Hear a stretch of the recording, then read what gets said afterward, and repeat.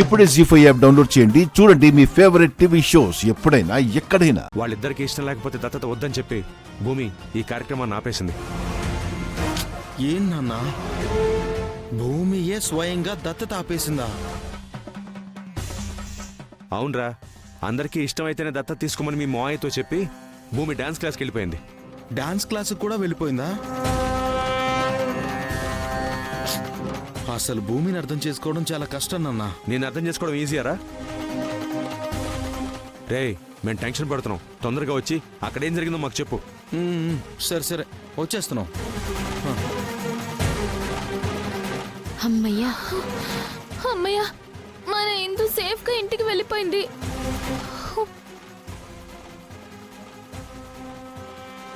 ఏమైందిరా? నాన్న నన్ను చాలా పొగిడేస్తున్నాడన్నయ్య. నన్ను నా తెలివిని అర్థం చేసుకోవాలంటే మినిమం ఒక పిహెచ్డి చేయాలంట. రైట్ చెర్రీ, నేను నీ అతిని ప్రదర్శించమనడం లేదు. ఫోన్లో ఏం మాట్లాడావో క్లారిటీగా చెప్పమంటున్నాను. ఏముంది, ఆ అడాప్షన్ కార్యక్రమం జరగకుండా నక్షత్ర అపూర్వాత్తయ్య కలిసి ఏదో ప్లాన్ వేశారంట. ఇదే అదనన్నట్టు భూమి ఆ ప్రోగ్రామ్ని క్యాన్సిల్ చేసేసి కంగారుగా డాన్స్ క్లాస్కు వెళ్ళిపోయిందంట.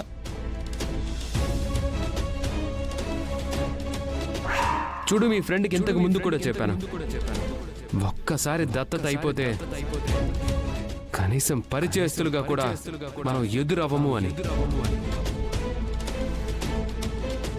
అయినా నాకు తెలియక అడుగుతానన్నయ్య, ఇంట్లో హాయిగా ఉండకుండా ఈ డాన్స్ క్లాసులు భూమికి అవసరం అన్నయ్య? అదేంటన్నయ్య, నేను క్వశ్చన్ వేస్తే నువ్వు బ్రేక్ వేసావు. అదే, నాకు చిన్న షాపింగ్ పని ఉంది.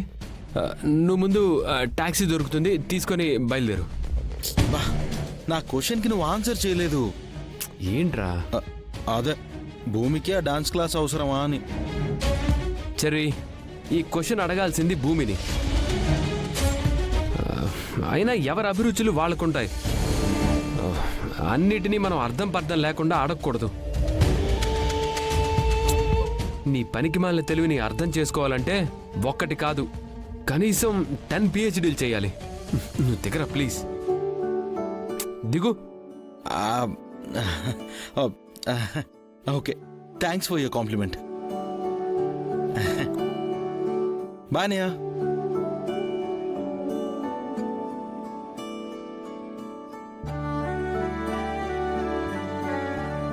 అసలు నేను సైంటిస్ట్గా పుట్టాల్సిందేమో, మా నాన్నకి చౌకగా కొడుగ్గా పుట్టేశాను. ఏం చేస్తాం, క్యాబ్కి వెళ్దాం.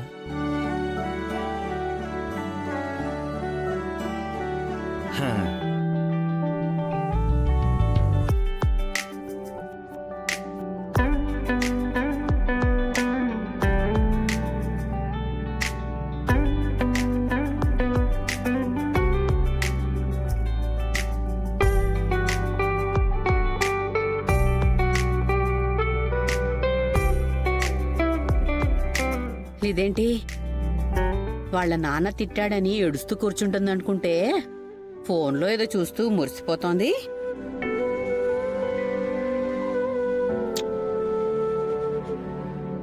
ఇంతకీ ఫోన్లో ఏం చూస్తుందంట? కనుక్కుంటా.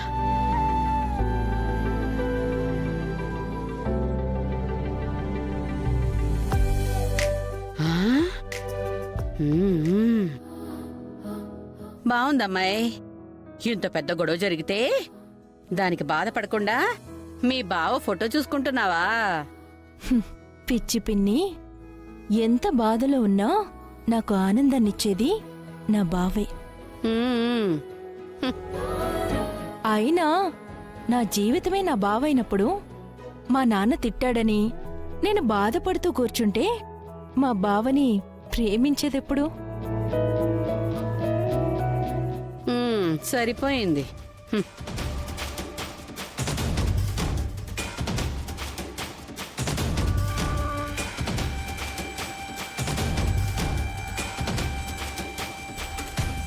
ఏంటమ్మాయ్, ఏం ఆలోచిస్తున్నావు? భూమి గురించి పిన్ని. వద్దు, ఇంకేం ఆలోచించద్దు. ఇప్పుడప్పుడే దాన్ని ఏదో చేద్దామన్న ఆలోచన, అస్సలు ప్లాన్ కూడా వెయ్యొద్దు. ఈ రోజు నీ కూతురు వేసిన ప్లాన్ కంటే గొప్ప ప్లాన్ ఉంటుందా? కానీ చూడు, ఆఖరి నిమిషంలో ఎలా తప్పించుకుందో. నేను అది తప్పించుకోవడం గురించి ఆలోచించట్లేదు పిన్ని. దత్తత ఎందుకు వద్దందా అని ఆలోచిస్తున్నాను. చెప్పింది కదమ్మాయ్, మీ ఇద్దరికి ఇష్టమైన రోజున ఆ దత్తత ఏదో పూర్తి చేద్దాము అని. మా తల్లి కూతుళ్ళం చచ్చే వరకు ఇష్టపడమని దానికి తెలుసు పిన్ని. ఆ రోజు శోభాచంద్రలా నాటకం ఆడినప్పుడే నేను దత్తత ఆపాలని చూస్తే నాకు దయ్యం పట్టిందని రివర్స్లో అది నాటకం ఆడి ఆ రోజు దత్తతలో కూర్చుంది. ఇదిగో ఈ రోజేమో మా ఇష్టం అని చెప్పి తప్పించుకుంది.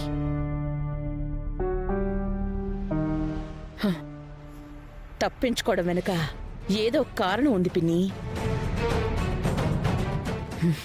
అదేంటో తెలుసుకోవాలి.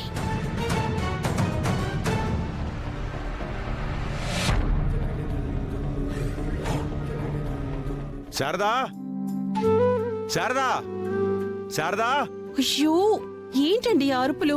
ఇంట్లో పిల్లలుండుంటే నీకంటే ముందు వాళ్లే వచ్చేవాళ్ళు. అసలు ఎందుకు వచ్చావు, మాకేమవుతావు అని నన్ను కళ్ళతోనే చంపేసేవాళ్ళు. అయినా కాలేజ్ కూడా బంక్ కొట్టడం తెలియని పూరి ఇప్పుడు యూనివర్సిటీలో ఉంటుంది. పనంటే ప్రాణం ఇచ్చే నా కొడుకు ఆఫీస్లో ఉంటాడు. ఆ ధైర్యంతోనే వచ్చా. ఎప్పుడో వాళ్ళున్నప్పుడు మీరు రావాలి, అప్పుడు మీకుంటుంది. అప్పటి సంగతి అప్పుడు చూసుకోవచ్చులేవోయ్. నాకు ఆకలి దంచేస్తుంది. అన్నం పెట్టు. ఏంటి, నువ్వు భోంచేసావా? నాకు తినడానికేం లేదా? అయ్యో అదేం లేదండి, నేను కూడా భోంచేయలేదు. అయితే ఇంకే పద, కలిసి భోంచేద్దాం రా.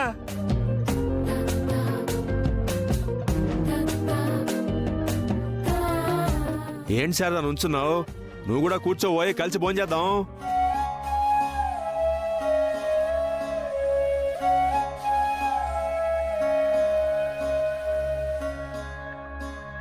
మనం కలిసి భోంచేసిన జ్ఞాపకాలు గతంలో చాలా ఉన్నాయి.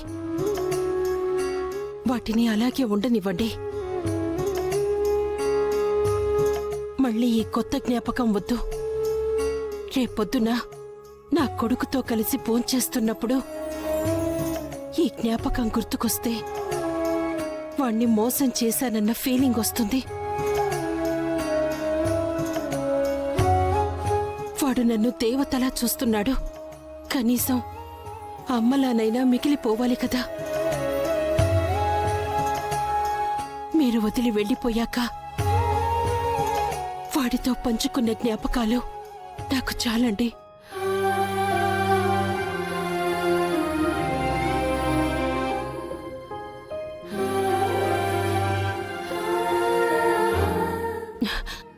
సరే, ఆకలేస్తుందన్నారు కదండి, మీరు తినండి.